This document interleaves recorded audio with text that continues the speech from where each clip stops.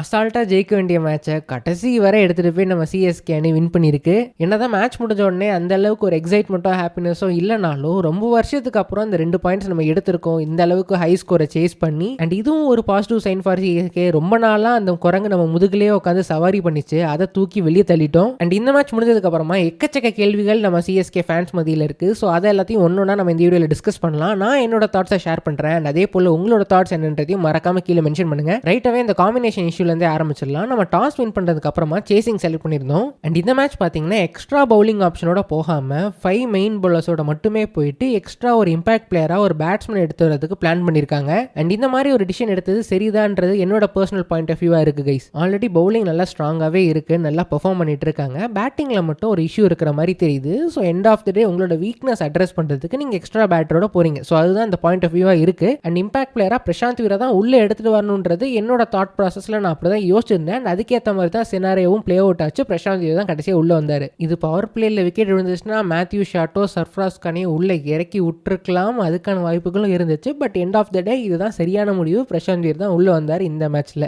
குர்ஜப்னீத்தை இழக்கிறதுனால middle ஓவர்ஸில் ஒரு extra bowling ஆப்ஷனை நம்ம லூஸ் பண்ணுறோம். பட் குர்ஜப்னீத் இருக்கும் போதில் என்ன ஒரு ப்ராப்ளம் ஆச்சுன்னா அகில் ஹுசைன் ஒரு 2 ஓவர் தான் போடுவார், இல்லை முகேஷ் சௌத்ரி 2 ஓவர் தான் போடுவார், இல்லை குர்ஜப்னீத் 2-3 ஓவர் தான் போடுவார். So end of the day நீங்கள் பார்க்கும்பொழுது ஒரு பவுலரை அண்டர் யூட்டிலைஸ் பண்ணுறீங்க. ஸோ அந்த மாதிரி தான் எல்லா மேட்சும் போயிட்டு இருந்துச்சு. ப்ளஸ் ருத்துவும் கொஞ்சம் ஸ்டார்டிங்கில் ஸ்ட்ரகிள் பண்ணார் ரொட்டேட் பண்ணுறதுக்கு. But going forward match on match நடக்க அவரோட கேப்டன்சி டிசிஷன்ஸும் ஆன் பாயிண்டாக இருக்குது. அவரோட பவுலிங் சேஞ்சஸும் நல்லா இருக்கிறனால மேபி அவருக்கே ஒரு கான்ஃபிடன்ஸ் கிடச்சி 5 பவுலர்ஸோட போலான்ற டிசிஷன் அவர் எடுத்துருக்கலாம். ஸோ கோயிங் ஃபார்வர்ட் எப்படி இருக்கும்னா பேட்டிங் ஃபர்ஸ்ட் ஆடும்போது ஒரு எக்ஸ்ட்ரா பவுலரை செகண்ட் இன்னிங்ஸில் எடுத்துகிட்டு வருவாங்க. அதே போல் சேசிங் பண்ணுறாங்கன்னா ஒரு எக்ஸ்ட்ரா பேட்டரை செகண்ட் இன்னிங்ஸில் எடுத்துகிட்டு வருவாங்க. ஸோ சேசிங் அப்போ என்ன ஆகுதுன்னா over done at number 7 and Akeal Hosein at number 8ன்றது ஆன் பேப்பரில் உங்களுக்கு ஓகேவா இருந்தாலும் மேட்ச் சினாரியோ பிளே அவுட் ஆகும்போது பிரவுஸும் அவுட் ஆஃப் ஃபார்ம், டூபேயும் அவுட் ஆஃப் ஃபார்ம் இருக்கும்பொழுது உங்களுக்கு அந்த எக்ஸ்ட்ரா பேட்டிங் விஷன் தேவை.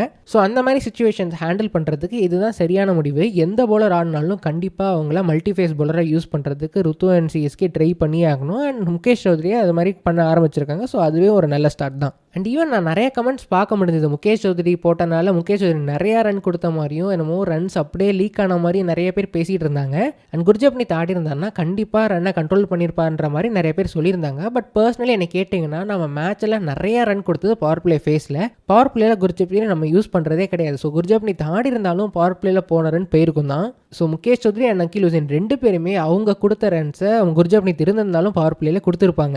அண்ட் இந்த 2 பவுலர்ஸ் அவங்களோட கடைசி 2 ஓவர்ஸில் நல்லாவே பெர்ஃபார்ம் பண்ணியிருந்தாங்க. அகில் ஹுசைன் 2 ஓவர் 14 ரன் தான் கொடுத்துருப்பாரு. அண்ட் முகேஷ் சௌத்ரி 2 ஓவர் 18 ரன்னோ 19 ரன்னோ கொடுத்துருப்பாரு. அண்ட் ஈவன் குர்ஜப்னீத் ஆடி இருந்தாலும் ஓவர் டன் தான் 19th ஓவர் போட்டிருப்பாரு. So end of the day நம்ம லீக் பண்ண ஏரியாஸ்லாம் குர்ஜப்னீத் அவ்வளோ போட்டிருப்பாரு. மேபி மிடில் ஓவர்ஸில் 1 or 2 விக்கெட்ஸ் எடுத்துருக்கலாம். பட் எனிவேஸ் அதை நீங்கள் காம்பன்சேட் பண்ணுறதுக்கு பிரசாந்த் வீரா பேட்டிங்லேயோ ஒரு எக்ஸ்ட்ரா பேட்டரி உள்ளே எடுத்து வரதா பிளான் பண்ணியிருக்கீங்க. Which is again fine in my opinion. Like இந்த மாதிரி ஒரு 11ஓட ஒரு பவுலிங் ஓரியன்ட் 11ஓட ட்ராஃபி வின் பண்ணுறது கஷ்டம். நமக்கு குஜராத் மாதிரியான லக்லாம் நாமே போகிறதே கிடையாது. ஸோ அதனால இந்த டிசிஷன் ஓகே தான்ன்றது என்னோட பாயிண்ட் ஆஃப் வியூவாக இருக்குது கைஸ். உங்களோட தாட் ப்ராசஸ் என்ன, உங்களோட பாயிண்ட் ஆஃப் வியூ என்னன்றதை மறக்காம கீழே மென்ஷன் பண்ணுங்க. அண்ட் இதில் இருக்கிற இன்னொரு கிளை கொஷின் என்னன்னா டூபேவை இம்பாக்டை வச்சுட்டு அவரை கடைசியாக எடுத்துகிட்டு வந்திருக்கலாமேன்னு.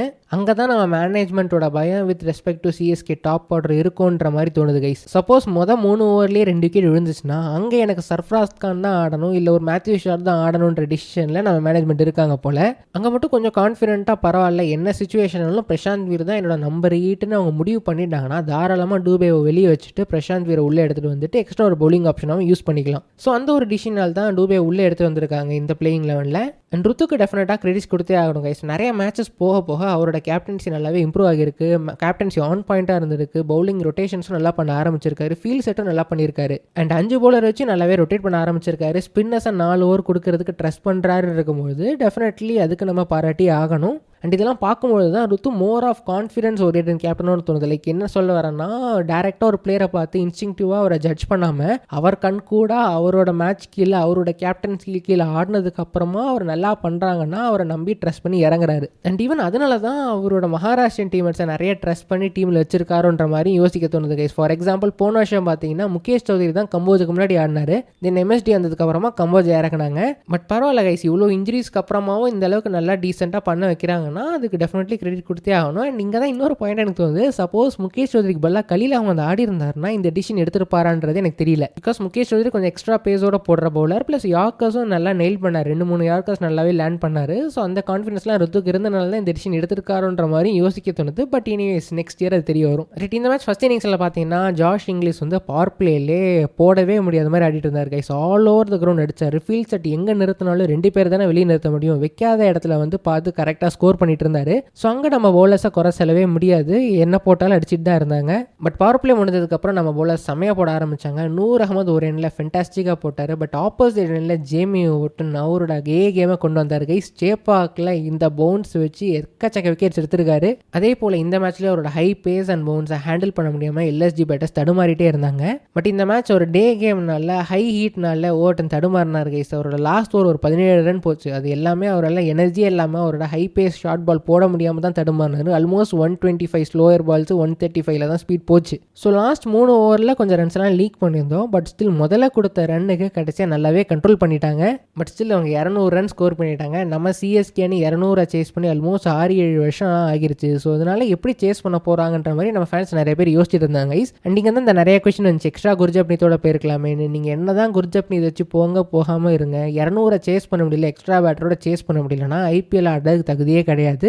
ஐபிஎல் ஆடுறதுன்னு சொல்கிறதுலாம் கொஞ்சம் ஒரு பெரிய ஸ்ட்ரெச் தான். பட் ஸ்டில் பிளே ஆஃப் போகிறதுக்கு ஒரு கண்டென்ஷனில் இருக்கணும். அதுக்கான தகுதி இருந்துச்சுன்னா இந்த ஸ்கோரை சேஸ் பண்ணியே ஆகணும். அண்ட் சேசிங்கில் சஞ்சு அண்ட் ருத்து ஒரு ஃபென்டாஸ்டிக் ஸ்டார்ட் கொடுத்த ஆரம்பிச்சாங்க. சஞ்சு சூப்பராக இன்டென்ட் ஷோ பண்ணார். அண்ட் ருத்துவும் நல்லாவே இன்டென்ட் காட்டினார் கைஸ். சிங்கிள்ஸ் நிறையா ஸ்கோர் பண்ணார், டாட்ஸ் ஆடலை, 1-2 பவுண்டரி ஸ்கோர் பண்ணிவிட்டு தென் சிங்கிள்ஸ் ஓடுறதுன்றா ருத்தோட டெம்ப்ளேட்டாக இருந்துச்சு பவர் பிளேல. அண்ட் இந்த மேட்ச் நல்லாவே ஒர்க் ஆச்சு. பட் சஞ்சு சாம்சன் அவுட் ஆனதுக்கப்புறமா இந்த மேட்ச் தோத்துவோமோன்னு ஒரு சின்ன வாய் இருந்துச்சு கைஸ். பட் ஊர்வேல் பட்டேல் வந்த பால்லேருந்து ஃபுல்லாக 6 அடிச்சிட்டு இருந்தார். பால் எந்த பக்கம் போட்டாலும் 6 போயிட்டே இருந்துச்சு கைஸ். பட் அகைன் நீங்கள் எல்எஸ்ஜி ஒரு ட்ரிக்கை மிஸ் பண்ணாங்க. ஷார்ட் பால்ஸ் பெருசாகவே அதுக்கு போடலை, அதை லேட்டாக ரியலைஸ் பண்ணி போட ஆரம்பித்தாங்க. பட் அவங்க போடுறதுக்குள்ளே ஊறிட்டு போட்டு எல்லா பாலையும் பறக்க விட்டுட்டாரு. நம்ம பவர் பிளே முடியும் போது ஒரு 6 ஓவர் 95-97 இருந்திருந்தோம். அப்புறம் 10 ஓவர் முடியும் போது ஒரு 125 ரன் அடிச்சிருந்தோம் கைஸ். ஆல்மோஸ்ட் சிங்கிள் ஹேண்டடாக ஊர்வில் பட்டேல் கேம் எடுத்துகிட்டு போயிட்டு இருந்தாருன்னே சொல்லலாம்.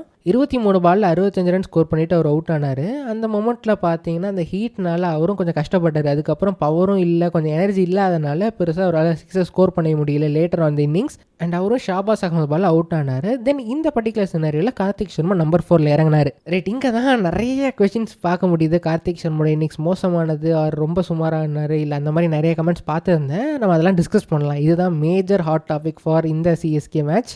கார்த்திக் சர்மா இந்த மேட்ச்சில் பார்த்தீங்கன்னா 20 பாலில் 20 ரன் தான் ஸ்கோர் பண்ணார், 100 ஸ்ட்ரைக் ரேட்டில். லாஸ்ட் 2 மேட்ச்சில் என்ன ஒரு பேஸில் ஆடினாரோ அதே பேஸில் தான் இந்த மேட்சும் ஆடினார். அண்ட் இங்கே 2 விஷயம் நம்ம நோட் பண்ணணும். 10 ஓவர்ஸ் அப்புறமா எல்எஸ்ஜியும் ஸ்ட்ரகிள் பண்ணாங்க, சிஎஸ்கேயும் ஸ்ட்ரகிள் பண்ண ஆரம்பித்தாங்க. ப்ரெசன்டேஷனில் அப்போ ருத்து சொன்னார், புது பேட்டர்ஸ் ஆடுறதுக்கு கொஞ்சம் பிச் ஸ்டக் ஆச்சு, டாக்கியாக இருந்துச்சுன்ற மாதிரி சொல்லியிருப்பார். ஸோ ஊர்வில் பட்டேல் ஆடின மாதிரி ஒரு கேமை நம்ம கார்த்திக் சர்மா கிட்டேருந்து இந்த பர்டிகுலர் கிரவுண்டில் இந்த சினாரியில் நம்ம எதிர்பார்க்க முடியாது. பட் டெஃபினெட்லி அவர் நிறைய இன்டென்ட்டை ஷோ பண்ணியிருக்கலாம். ஸ்பின்னர்ஸ்க்கு 6 அடிப்பார், 4 அடிப்பார் தான் நான் எதிர்பார்த்துட்டு இருந்தேன். பட் அந்த இன்டென்ட்டை காட்டலை. என்ன ரீசன்றது என்னாலையும் புரிஞ்சிக்க முடியல கைஸ். மேபி லாஸ்ட் 2 மேட்ச்சில் இதே மாதிரி ஒரு கேமை எடுத்துகிட்டு போய் கடைசியாக அவர் ஸ்கோர் பண்ணதுனால அதே போல் ஆடலான்ற மாதிரி அவர் யோசிச்சு ஆடி இருக்கலாம். ஸோ இங்கே தான் நம்ம டீம் மேனேஜ்மெண்ட் என்ன டிசிஷன் எடுத்திருக்காங்க, என்ன சொல்லி அனுப்பியிருக்காங்கன்ற ஒரு கொஸ்டின் மார்க் இருக்கும். அப்படியே நீங்கள் அதே மொமெண்ட்டில் மைக்கேல் ஹசி ஒரு இன்டர்வியூ கொடுத்துருப்பாரு. அதில் நீங்கள் சொல்கிறத நோட் பண்ணியிருந்தீங்கன்னா ரன் ரேட்டில் சேஸ் பண்ணலாமா, நல்ல ரன் ரேட்டில் வின் பண்ண பார்த்துருக்கீங்களான்ற மாதிரி ஒரு கொஸ்டின் கேட்கும்பொழுது, இல்லை எங்களுக்கு மேட்ச் வின் பண்ணால் போதும், நாங்கள் ரன் ரேட்டை பற்றி பேசவே இல்லைன்ற மாதிரி அவர் சொல்லியிருப்பார். ஸோ அங்கேருந்தே கொஞ்சம் கெஸ் பண்ண முடியுது கைஸ். ஆல்மோஸ்ட் 99.99% கார்த்திக் சர்மாட்டே இவங்க எதுவுமே சொல்லியிருக்க மாட்டாங்க. அவரை பாட்டு நம்பர் 4 இறக்கி விட்டுருப்பாங்க. அவரும் மேபி லாஸ்ட் 2 மேட்ச்சில் இதே மாதிரி பேசலானால அப்படியே ஆடிடலான்ற மாதிரி யோசிச்சிருக்கலாம். ஒரு பிச் உண்மையாகவே டஃபாக இருந்திருக்கலாம். பட் என்னதான் இருந்தாலும் ஸ்பின்னர்ஸை டேக் ஆன் பண்ணுறது அவரோட ரோல். பட் அந்த ரோல் எக்ஸிக்யூட் பண்ணுறது இன்றைக்கி தவறிட்டாருன்னா சொல்லி ஆகணும் கைஸ். அதுக்கு டெஃபினட்டாக நம்ம கிரிட்டிசைஸ் பண்ணி ஆகணும். இன்டென்ட் பெருசாக ஷோ பண்ண ஸ்பின்னர்ஸ் அகேன்ஸ்டாக அங்கே 1-2 பவுண்டரி ஸ்கோர் பண்ணியிருந்தால் கரெக்டாக இருந்திருக்கும். அண்ட் அகைன் ஸ்பேசஸ் அவரோட ஹிட்டிங் ரேஸ் ரொம்ப லிமிட்டடாக இருக்குது. ரொம்ப எப்படி சொல்ல, ரூக்கி பிளேயர், ஒரு சின்ன பையன் கல்லி கிரிக்கெட்டில் ஆடுற மாதிரி இருக்குது. ஃபாஸ்ட் போட்டால் நான் தட்டி விட்டுட்டு ஓடுறேன்ற மாதிரி யோசிச்சுட்டு ஓடுவாங்கள்ல, அந்த மாதிரி தான் அவர் பண்ணார். அங்கே தான் கொஞ்சம் டிசப்பாயிண்டடாக இருக்குது கைஸ். லைக் சம்ஹவ் எங்கேயாவது அவர் ஒர்க் பண்ணி கொஞ்சம் ஃப்ரீ பண்ண ஆரம்பிச்சிருக்கலாம், இல்லை ஏதோ ஒரு ஷார்ட்டை சொல்லி கொடுத்துருக்கலாம் அகைன் ஸ்பேசஸ். பட் இவங்க ப்ராக்டிஸ் பண்ணுறது எல்லாமே ஸ்லாட் பாலில் போட்டு அடிக்க ப்ராக்டிஸ் பண்ணுறாங்களான்றன்னு எனக்கு தெரியல. பட் அந்த மாதிரி தான் இருக்குது பார்க்கும்பொழுது. அவரோட இன்டென்ஸ் போராக இருந்துச்சு. பேசஸ் போட்டாலே ஒரு ஷார்ட் பால் போட்டாலே பண்ணல, லைக் மடக்கி சிங்கிளோட தான் பார்த்தாரு. ஈவன் அந்த நட்ராஜனோ ஸ்டார்க்கோ யாரோ போடும்போது 2 பால் ஃபிளாட் பேட் பண்ணி ஸ்ட்ரெயிட்டில் 4 அடிப்பார். அந்த மாதிரி கூட ட்ரை பண்ணிருக்கலாம். அந்த இன்டென்ட்டை பார்க்கவே முடியல அவர்கிட்ட. அண்ட் கரெக்டாக ஒரு ஸ்ட்ராட்டஜிக் டைம் அவுட் வந்துச்சு. தென் அதுக்கு அடுத்த பால் ஃபர்ஸ்ட் பால்லேயே அவர் டேக் ஆன் பண்ணமே, அப்போ தான் கொஞ்சம் இன்டென்ட்டை ஷோ பண்ணார் அகேன்ஸ்ட் பேசர். அதை டேக் ஆன் பண்ணவே கரெக்டாக ஃபீல்டர் கையில் போச்சு. அண்ட் பர்சனலி என்ன கேட்டிங்கன்னா அது மட்டும் கையில் போகாமல் பக்கத்துலேயே 6 4 போயிருந்துச்சுன்னா அவர் கொஞ்சம் நல்ல ரன் ரேட்லேயே ஒரு 40 ரன்ஸ் ஆடி இருப்பான்ற மாதிரி எனக்கு தோணுது. பட் எனிவேஸ் நெக்ஸ்ட் மேட்ச்சில் பார்க்கலாம். அண்ட் இதுக்கே 2 கிளை கொஷின் இருக்குது. ஒன்று, ருத்து ஆப்போசிட் எண்டில் டேக் ஆன் பண்ணியிருக்கலாம், கொஞ்சம் ஸ்லோவாக ஆடிட்டாரு, அவர் முடிச்சு கொடுத்துக்குன்ற மாதிரி ஒரு பாயிண்ட் ஆஃப் வியூ இருக்குது. And second point of view என்னன்னா, சர்ஃப்ராஸ் கானே முன்னாடி ஆடலாம் கார்த்திக் சர்மா பதிலான்ற மாதிரி சில பக்கம் பேசிகிட்டு இருக்காங்க. ருத்து சூப்பராக ஸ்டார்ட் பண்ணார், நல்ல ஸ்ட்ரைக்கில் ஆரம்பித்தார். பட் போக போக அவரோட செகண்ட் கியர் ஆட ஆரம்பித்தார். ஊறி போய்ட்டு ஒரு பக்கம் நல்லா ஆடிட்டு இருக்கும்போது அவர் பர்ஃபெக்டாக செகண்ட் கியரில் அவரோட ரோலை செமையாக பண்ணிட்டு இருந்தார். அண்ட் நெக்ஸ்ட் கார்த்திக் சர்மா வந்ததுக்கப்புறம் ideally Karthik Sharma take on பண்ணியிருக்கணும். இல்லை கார்த்திக் சர்மா பால் சாப்பிட்டுட்டு தான் கொஞ்சம் அடிப்பாருன்னா கண்டிப்பாக அந்த இடத்துல கார்த்திக் சர்மா அனுப்பியிருக்கக்கூடாது.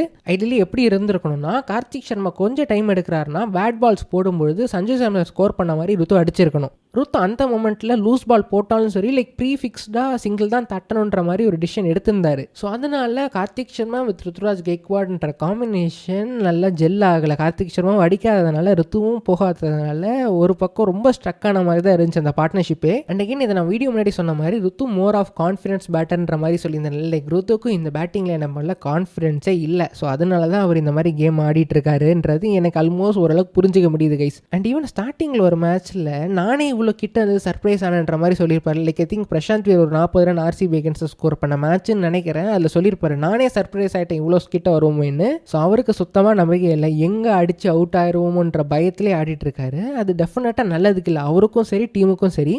ஸோ இவர் இந்த மாதிரி ஆடிட்டு இருக்கும்போது ஆப்போசிட்டில் பேர் பண்ணுறதுக்கு ப்ராப்ளி ஒரு டெவால்டர் விசியோ ஷிவம் டூபேவே அனுப்பியிருக்கலாம், மேபி கொஞ்சம் ஹை ஸ்கோராக இருக்கிறனால. பட் அகைன் அவங்க நம்பர் 4 கார்த்திக் நல்லா ஆடினால அவர் அனுப்பியிருக்காங்க. Which I believe is absolutely okay guys. அவர் நல்லா லேர்ன் பண்ணுவார்னு தான் நான் நம்புகிறேன். அண்ட் ஈவன் ருத்துவும் சரி, ருத்து நல்லா தான் ஸ்டார்ட் பண்ணார். ப்ராப்ளி 2-3 பால் கொஞ்சம் ஸ்கோர் பண்ணியிருக்கலாம். பட் இனிவேஸ் அவர் இந்த மாதிரி ஒரு சுச்சுவேஷனுக்கு அப்புறம் ஓகே நம்ம டேக் ஆன் பண்ணணும்னு ஆரம்பிக்கும் பொழுது left off spinner against again out ஆயிட்டார். ஒரு ஸ்வீப் அதுக்கப்புறம் ஒரு ஷார்ட் பாலே இல்லை, பட் ஒரு புல் ஷாட் ஆடுற மடக்கி அடிக்கிறன்னு போய் அவுட் ஆயிட்டார், போல்ட் ஆனார். ஸோ அதுதான் ஸ்டார்டிங்லேயே நீங்கள் கொஞ்சம் மிஸ் பண்ணிட்டீங்கன்னா ஒரு லிமிட்டுக்கு அப்புறமா ஐயோ பால் போயிருச்சுன்ற மாதிரி தோணி இந்த மாதிரி ரேஷ் டிசிஷன்ஸ்லாம் எடுப்பீங்க. ப்ராப்ளி ருத்து வில் லேர்ன் ஃப்ரம் திஸ் தான் தோணுது. பட் பாப்போம் நெக்ஸ்ட் மேட்ச்சில் என்ன பண்ணுறாருன்னு. Now coming to the second point, Sarfaraz கானே ஆடி இருக்கலாமேன்ற மாதிரி நிறைய பேர் சொல்கிறாங்க.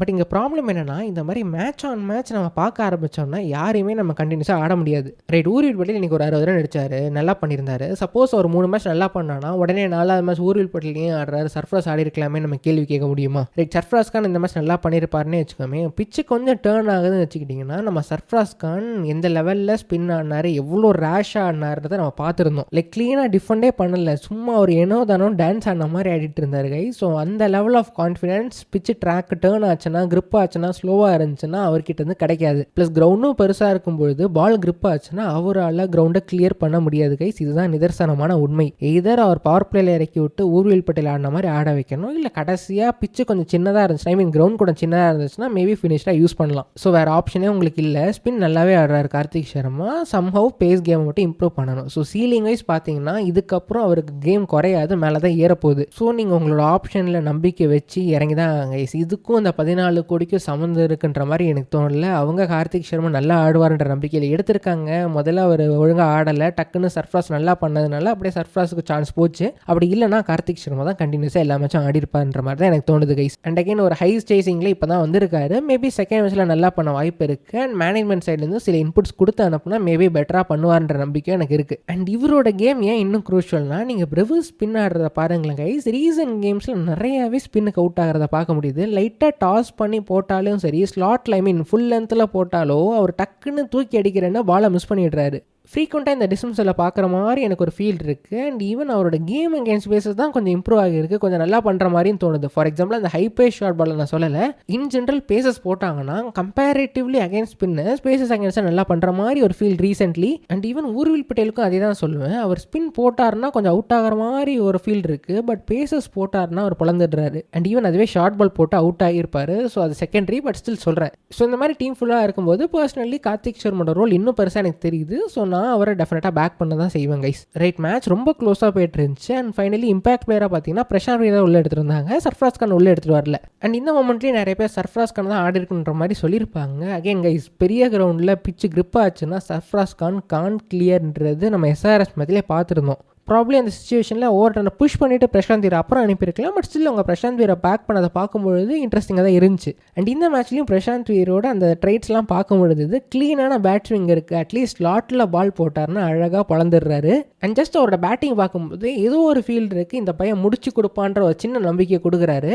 இது அவர் 2 6 அடிச்சனாலலாம் சொல்லலை. பட் ஸ்டில் அந்த ஃபர்ஸ்ட் பால் அவர் பேட்டிங் ஆடினது அவர் ஸ்டாண்ட்ஸை பார்க்கும்பொழுது ஏதோ ஒரு கான்ஃபிடன்ஸ் யூஸ் ஆகிற பிளேயர் மாதிரி தோணுது. அகைன் இதை நான் எப்படி சொல்கிறேன்னு தெரியல, பட் ஒரு சின்ன ஃபீல் கைஸ். அவரும் ஸ்லாட்டில் போட்ட 2 பாலை க்ரூஷியலான நேரத்தில் 6 அடிச்சாரு. அண்ட் இன்டு த பாடி ஒரு பால் போட்டாங்க, அதையும் 6 அடிச்சாரு. நடுவில் 2-3 கேட்ச்லாம் ட்ராப் பண்ணாங்க. But still end of the day நீங்கள் பார்த்தீங்கன்னா அவர்கிட்ட என்னமோ இருக்குது, அதை க்ரூம் பண்ணுறது நம்ம மேனேஜ்மெண்ட் கையில் தான் இருக்குது. அதுக்கப்புறம் லாஸ்ட் ஓவர் யார்கிட்ட கொடுக்குறன்னு தெரியாமல் ஈடன் மார்க்கரம் கிட்ட நம்ம ரிஷப் பண்ட் கொடுக்க முதல் 2 பால் ஒய்டாக போக அடுத்த 2 பால் 6 ஸ்கோர் பண்ணி ஷிவம் டூபே கொஞ்சம் புவரான நாக்க கொஞ்சம் ஓரளவுக்கு டீசன்ட் நாக்கா மாற்றிட்டாரு. அண்ட் டூபேயோட இன்னிங்ஸை எப்படி ரிவ்யூ பண்ணுறது எனக்கு தெரியல கைஸ். டெலிபரேட்டாக தான் ஆன மாதிரி இருக்குது. டெலிபரேட்டாக லாஸ்ட் ஓவர் ஸ்பின்னர் தான் போட போகிறாங்க, நான் லாஸ்ட் ஓவரில் தான் அடிக்க போகிறேன்ற மாதிரி. முன்னாடி எந்த பால் போட்டாலும் சரி அவருக்கு அடிக்க தெரியலையா இல்லை சிங்கிள் தான் தட்டுவேன் நான்றான்றது எனக்கு தெரியல. பட் 2 பால் பேடை நோக்கி போட்டாங்க, அது அவர் அடிக்க தெரியல. அது டெஃபினெட்லி அவரோட வீக்னஸ் தான். பட் ஸ்டில் மற்ற பால்ஸ் கூட அவர் இன்டென்ட்டே காட்டலை, டெலிபரேட்டாக பண்ண மாதிரி தான் இருந்துச்சு. பட் சம்மும் அவருக்கு ஒர்க் அவுட் ஆகி லாஸ்ட் ஓவர் அடிச்சிட்டாரு. ஸோ ஸ்டில் சிஎஸ்கேயோட பிளே ஆஃப் சான்சஸ் அப்படியே தான் இருக்குது. இன்னொரு 3 மேட்ச் எப்படியாவது வின் பண்ணியே ஆகணும். இந்த மாதிரி இன்ஜுரிஸ்க்கு அப்புறம் ஒரு பிளேயிங் லெவனை ஃபைன் பண்ணுறதுக்கே இவ்வளோ மேட்ச் ஆடினதுக்கு அப்புறமும் ஒரு கண்டென்ஷனில் இருக்காங்கன்னா டெஃபினெட்லி அதுக்கு நம்ம கிரெடிட்ஸ் கொடுத்தே ஆகணும். பட் எனிவேஸ் நெக்ஸ்ட் மேட்ச் எல்எஸ் ஜெகேஷ் எப்படி பண்ணுறாங்க பார்ப்போம். அடுத்த மேட்ச் மட்டும் வின் பண்ணிட்டாங்கன்னா maybe there is a chance நம்ம டிஸ்கஸ் பண்ணலாம். So thank you so much for வாட்சிங் சீரிஸ் வீடியோ பிடிச்சா மறக்காம லைக் பண்ணுங்கள், சேனலுக்கு சப்ஸ்கிரைப் பண்ணுங்கள், உங்களோட ஃப்ரெண்ட்ஸ்க்கு ஷேர் பண்ணி விட்டுருங்க. அண்ட் நம்ம டிஸ்கஸ் பண்ண விஷயங்களில் உங்களோட கமெண்ட்ஸ் அண்ட் உங்களோட தாட்ஸ் என்னன்றதையும் மறக்காம கீழே மென்ஷன் பண்ணுங்கள். ஸோ அடுத்த வீடியோவில் பார்ப்போம். தேங்க்ஸ் அகைன் ஃபார் வாட்சிங். Take care, bye by.